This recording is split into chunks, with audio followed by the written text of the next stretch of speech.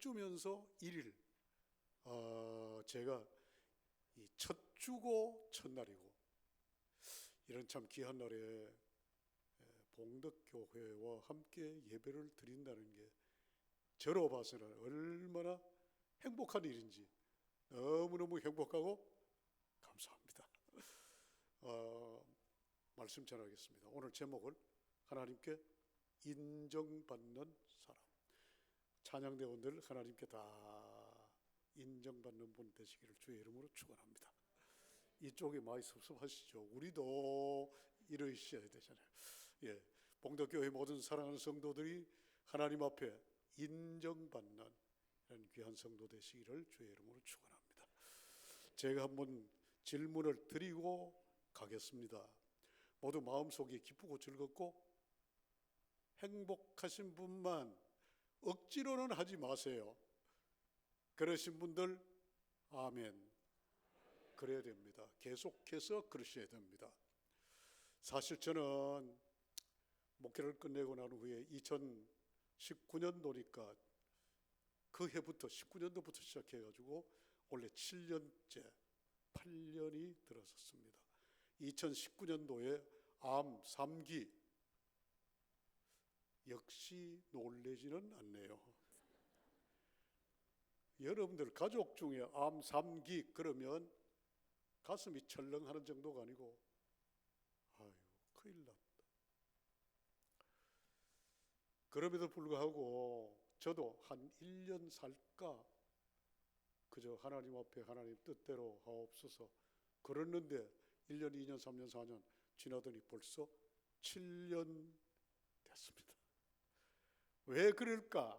하나님은 기쁘고 즐겁고 행복하게 살면 건강도 주신다. 저는 그렇게 믿고 여러분들 건강도 기쁘고 즐겁고 행복하면 육신도 건강해지리라. 그래서 봉덕교회 사랑하는 성도들 모두가 다 그렇게 사시기를 주의 이름으로 축원합니다. 성경으로 들어가겠습니다. 설교하겠습니다. 성경 말씀 이렇습니다. 예수님 당시인데 마침 백부장 집에 하인이 중풍병이 들어서 많이 힘들어합니다. 백부장이 보니까 아유 요사이는 그렇게 표현하면 안 되지만은 2000년 전 종들에게는 이랬을 겁니다.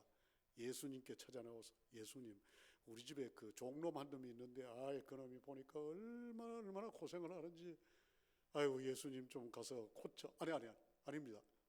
예수님이 고쳐 주시기를 간절히 부탁드린다고 백부장이 찾아왔습니다.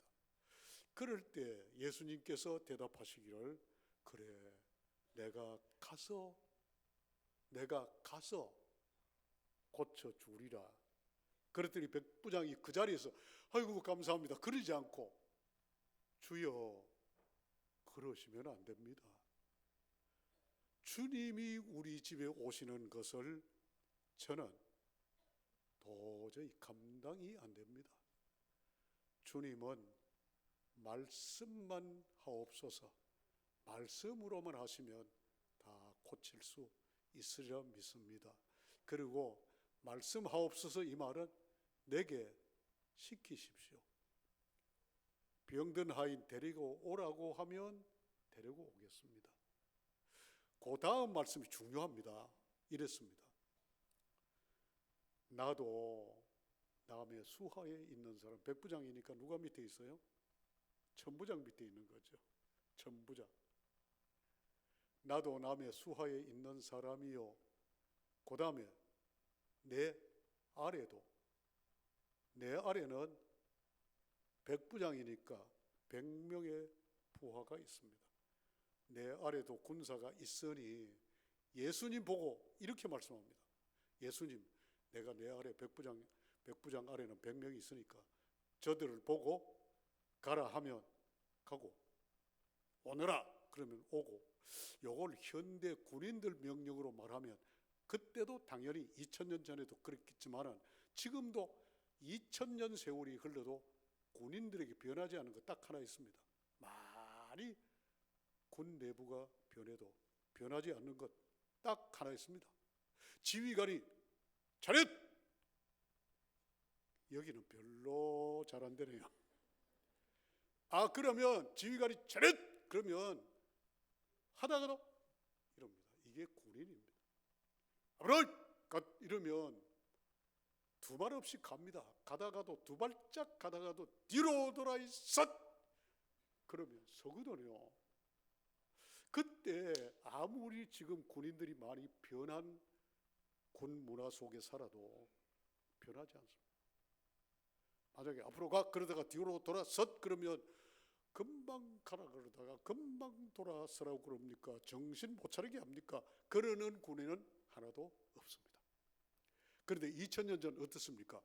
2000년 전에 백부장이 주여 내 아래도 군사가 있으니 저들을 가라 하면 갑니다. 오라 하면 옵니다. 그리고 또 내 종들어 이것을 하라 하면 합니다. 주님이 지금 저를 보고 제 아래 사람도 그렇게 말을 잘 듣는 것처럼 저도 그렇게 하겠습니다. 주님이 명령하시는 대로 하겠습니다. 이게 오늘 성경 내용입니다.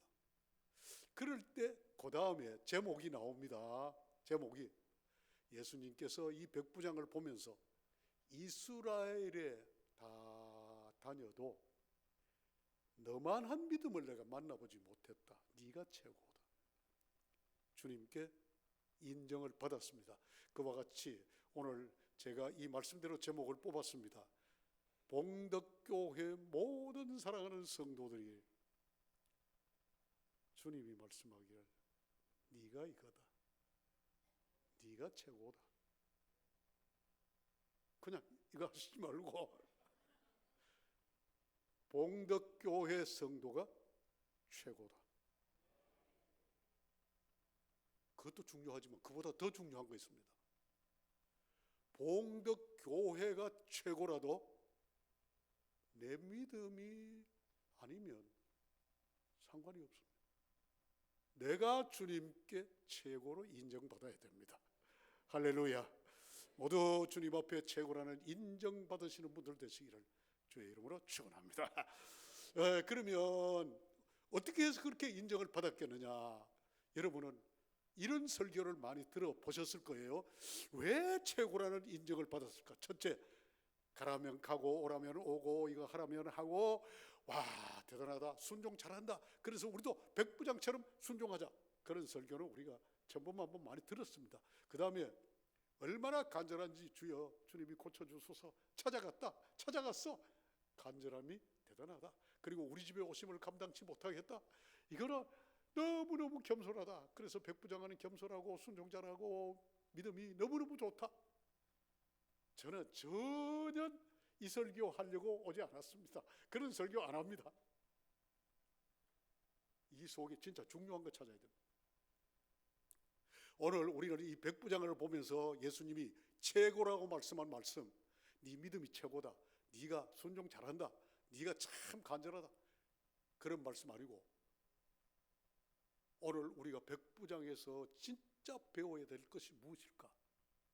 백부장이 예수님 찾아갈 때 믿음 칭찬 받으려고 갔을까요? 아니죠.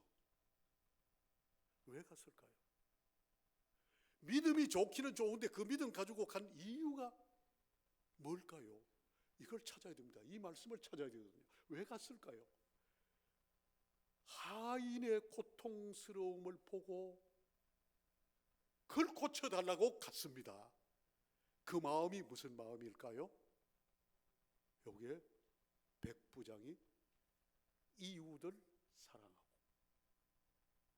자기보다 못한 당시로 보아서 보잘것없는 사람이지만 그 사람을 사랑하는 사랑의 마음으로 나 같은 똑같은 인간인데 얼마나 저기 아플까? 얼마나 힘들까? 내가 예수님께 가면 예수님이 능력이 계시는 분이니까 고쳐주겠지? 찾아간 겁니다. 그러니까 백부장의 마음을 믿음을 보고 순종을 보면 잘 못 보는 거예요. 믿음이 있으되 찾아간 목적은 하인을 고치기 위해서 갔습니다. 그게 바로 백부장의 사라입니다. 저는 오늘 백부장의 사랑을 찾아보려고 합니다. 그래서 제가 늘 세 번째 와서 말씀을 드리는데, 핵심은 기쁘고 즐겁고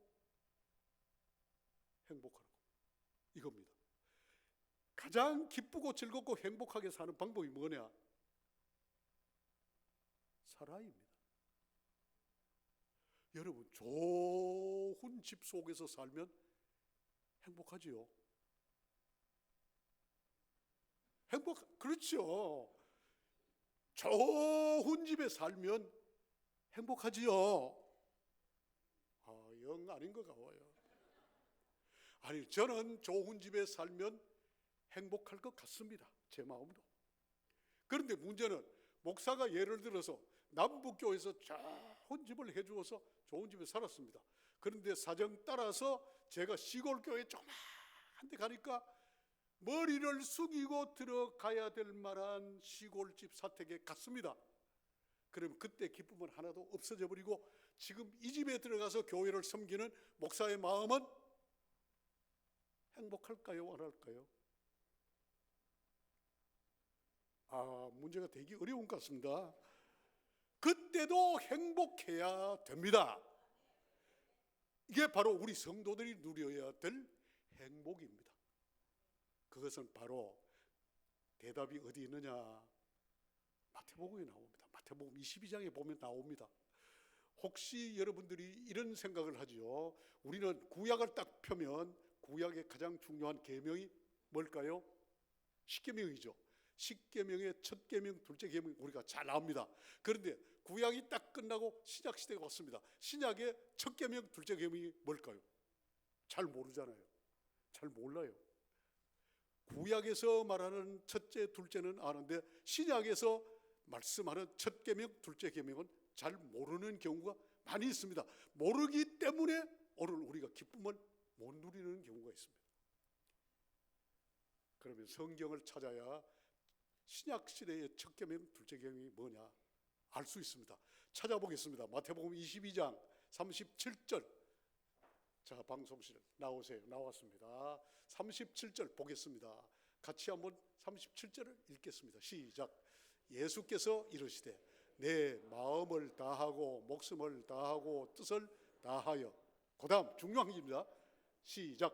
주 너희 하나님을 사랑하라 하셨으니, 38 넘어갑니다. 이것이 크고 뭐죠? 첫째 되는 계명이요. 이거 처음 들어보시는 것 같이 느껴지죠? 첫 계명. 첫째 계명은 내 앞에 다른 신을 두지 말라. 곧 잘 아는데 첫 계명이 마음 다하고 뜻을 다하고 성품 다해서 하나님을 사랑해라. 이게 첫째다. 여기에 예수님이 말씀한 첫 계명입니다. 그 다음 두 번째로 넘어갑니다. 둘째도 이와 같으니, 이 말은 둘째도 네 마음 다하고 뜻을 다하고 성품을 다해서 뭐 하라고요? 39절 시작. 둘째도 그와 같으니 내 이웃을 내 자신같이 사랑하라. 여기 둘째 계명. 첫째는 마음을 다하고 뜻을 다하고 성품을 다해서 하나님 사랑해라. 둘째는 똑같이 하나님 하는 것처럼, 하나님 앞에 하는 것처럼 똑같이 네 이웃을 네 자신처럼 사랑해라. 여기에 오늘 백부장이 실천한 사랑입니다. 맞으시면 아멘. 이게 맞잖아요. 우리는 오늘 믿음 없이 온 게 아니라 다 믿음을 백부장처럼 가지고 하나님 앞에 나왔습니다. 뭐 때문에 왔죠? 병 고치러 온 거 아니잖아요. 하인의 병 고치러 온 건 아니에요. 목적은 하나님께 예배드리러 온 거죠. 백부장은 믿음을 가지고 뭐 때문에 갔습니까? 하인 병 고치러 갔습니다. 그 마음이 백부장의 사랑이라 그 말이에요. 그래서 오늘은 백부장의 사랑처럼 오늘 또 진짜 행복은 보세요. 예수님께 나와서 백부장이 나와 하인을 고쳤습니다. 행복할까요? 안 할까요? 행복하지요. 누가 행복할까요? 백부장이 행복한 것보다가 이웃이 행복하고 하인이 얼마나 행복하겠습니까? 와, 우리 주인님 덕택에 내가 이렇게 살았습니다. 감사하면서 행복할 것이고, 여기 사랑의 열매예요. 오늘 우리도 행복하기를 원하면, 그리고 내 아내가 행복하고 내 자녀가 행복하고 내 남편이 행복하기를 원하면 같이 아멘. 방법은요, 큰 집이 아닙니다. 다이아몬드가 목에 걸렸다고 행복해지는 거 아닙니다. 짝꿍이 사랑하면 행복합니다.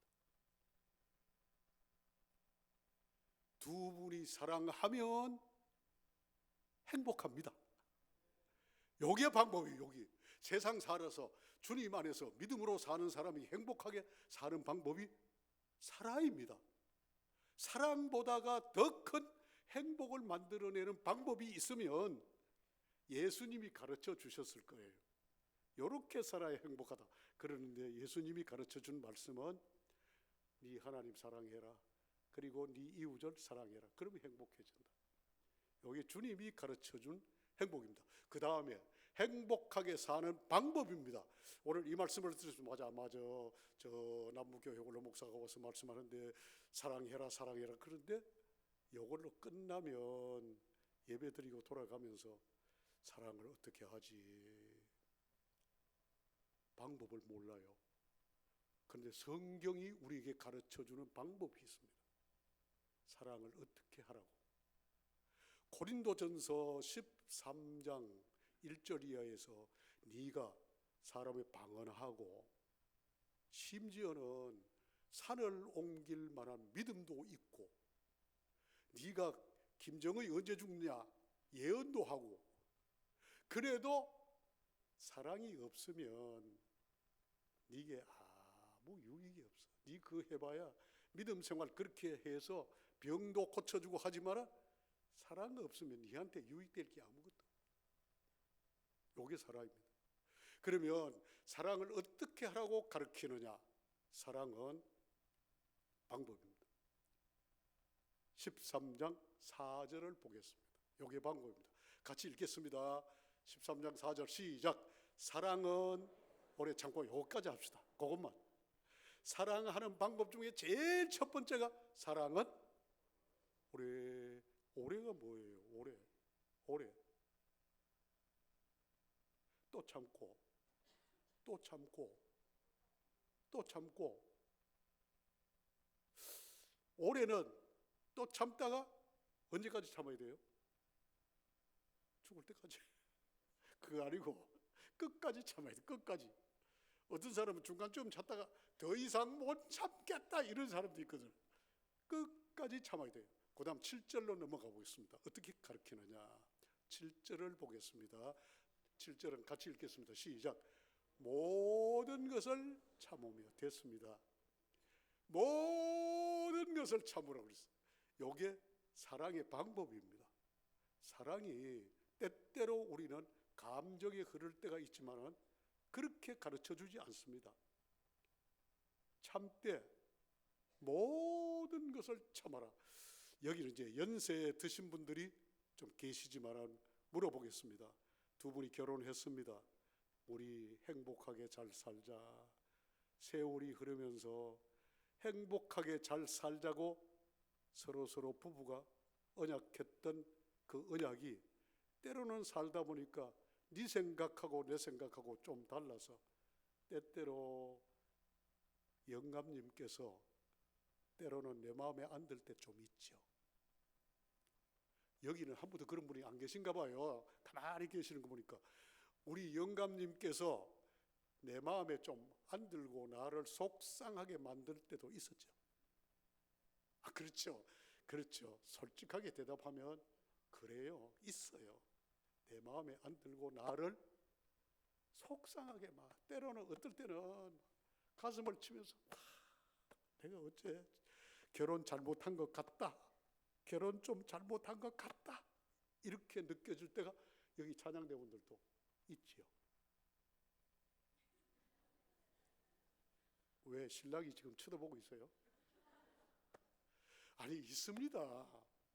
있습니다. 그런데 둘이 사랑하자고 같이 결혼을 했으면 사랑의 방법이 뭐라고 그랬습니까? 예수님이 가르쳐 주기를 고린도전서 13장 4절에서 그리고 7절에서 모든 것을 뭐라고요?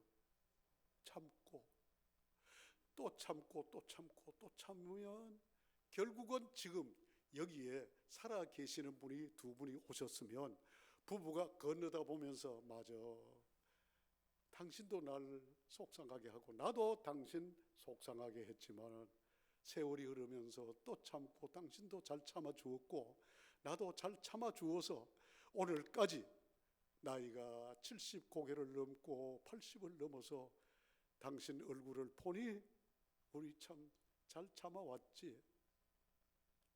거기에 사랑의 열매가 맺혀졌다는 겁니다. 사랑의 열매가 그냥 맺혀지는 게 아니에요.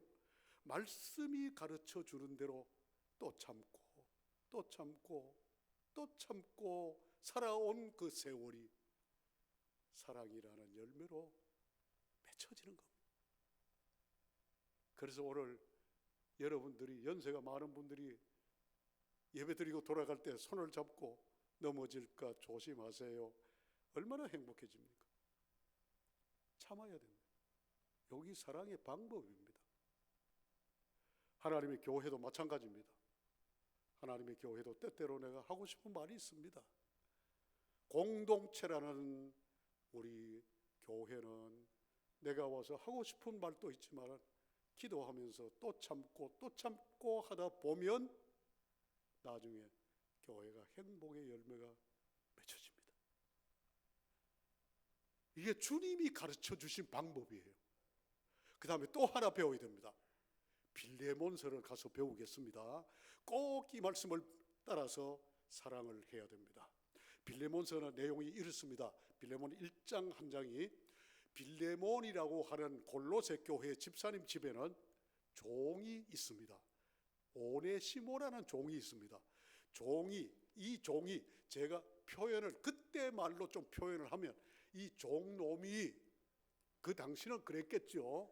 당시는 이 종놈이 조금 생각을 잘못해가지고 내가 평생 종노릇 하다가 여기 못 살겠다. 그래서 주인 집에 있는 돈을 훔쳤습니다. 돈을 주인 집에 돈 훔쳐가지고 보따리 싸가지고 어디로 갔죠? 로마라는 곳으로 갔습니다. 오늘날로 말하면 우리나라의 서울. 로마로 갔는데 로마에 딱 가보니까 아는 사람이 아무도 없습니다. 살 방법이 없습니다. 그런데 소문이 듣기를 여기는 우리 집의 주인하고 자주 만나던 바울 사도라고 하시는 그분이 여기 계신다고 하더라. 그분이 셋집에 어디 계신다고 하는데 아무래도 그분한테만 찾아가 봐야 되겠다. 그래서 오네시모라는 종이 돈보따리 들고 그리고 사도 바울을 찾아가신 겁니다. 아니 찾아가신 게 아니라 종놈은 찾아갔겠죠. 가니까 바울이 아이고 어쩌자고 여기까지 왔냐 무슨 일이냐 그랬더니 제가 이렇게 해서 왔습니다. 아 그래 그러면 딴 데 가지 말고 나하고 좀 같이 있자. 그래서 복음을 전합니다. 말씀을 전합니다. 오네시모라는 종이 예수님을 영접하게 됩니다. 그때서는 오냐 내가 편지를 한 장 써줄 터이니까 네가 들고 네 주인을 찾아가거라. 예 그래 하겠습니다. 종이 예수를 영접하고 난 후에 바울 사도께서 써주는 편지가 빌레몬입니다. 빌레몬서. 이 편지를 들고 주인을 찾아옵니다.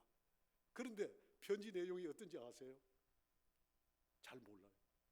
편지 내용이 이렇습니다. 한번 편지 내용을 보겠습니다.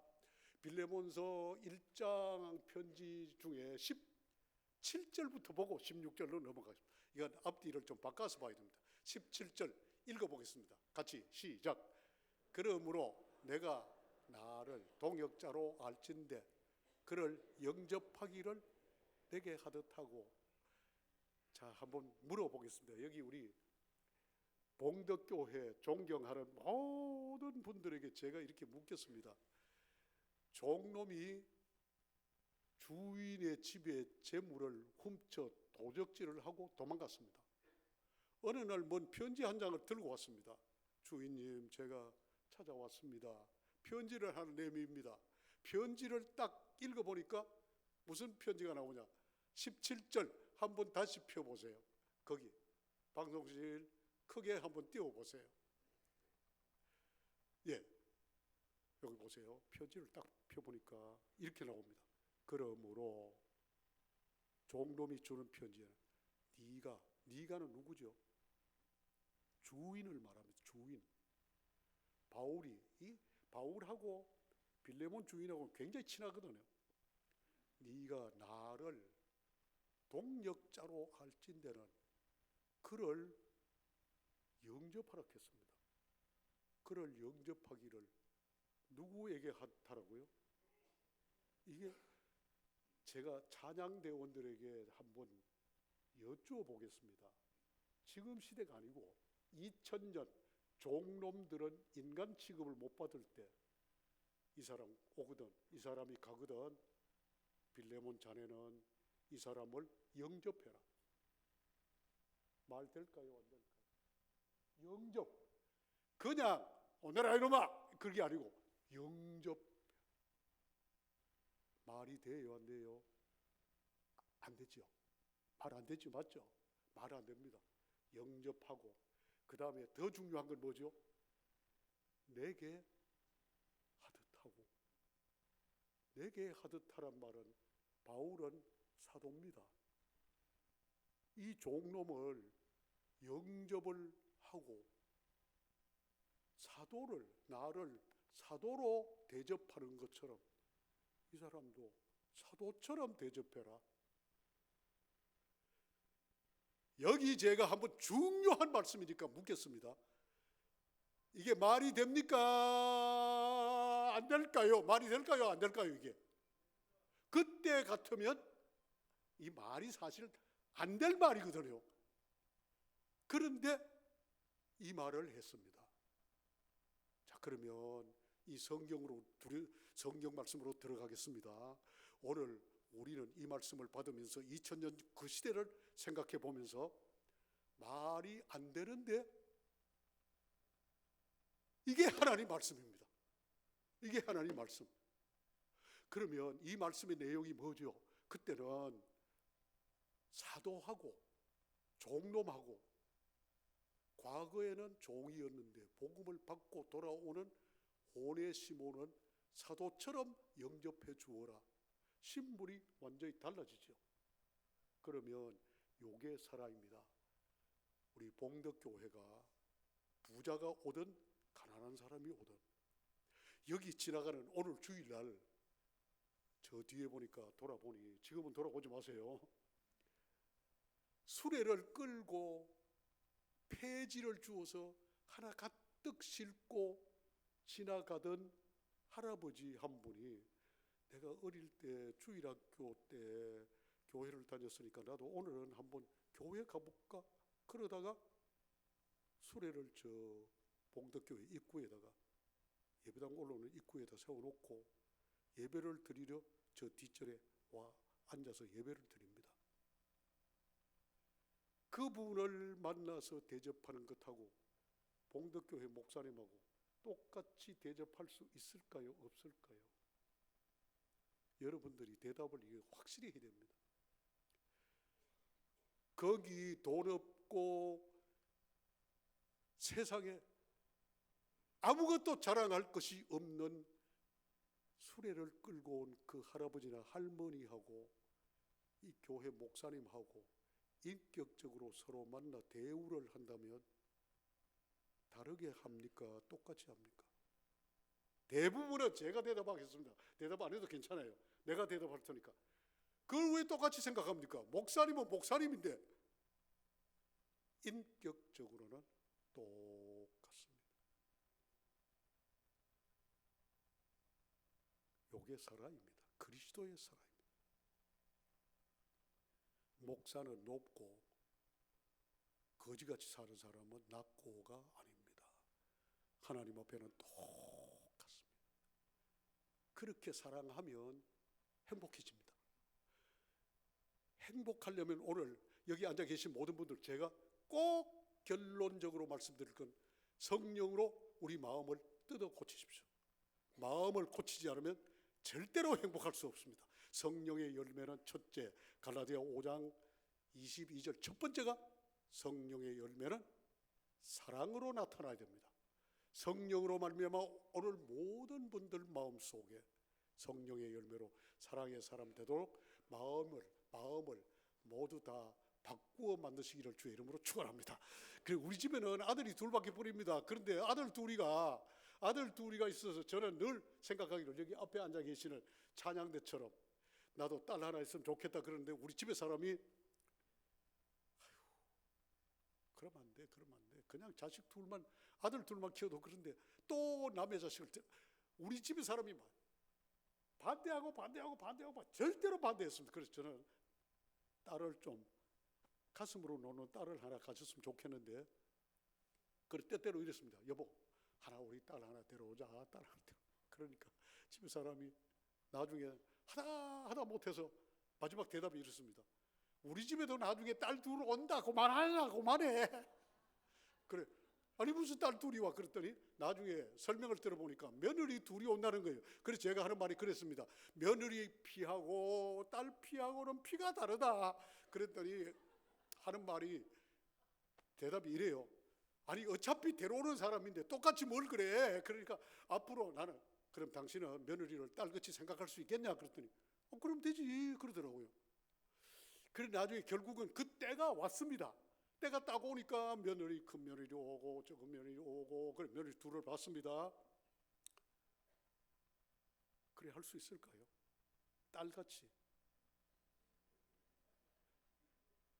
여기 앉아 계신 모든 분들 며느리를 딸같이 할 수 있을까요? 그런데 우리 집에 사람은 내하고 명세를 해서 같이 당신 진짜 그렇게 할 수 있겠냐? 할 수 있대요.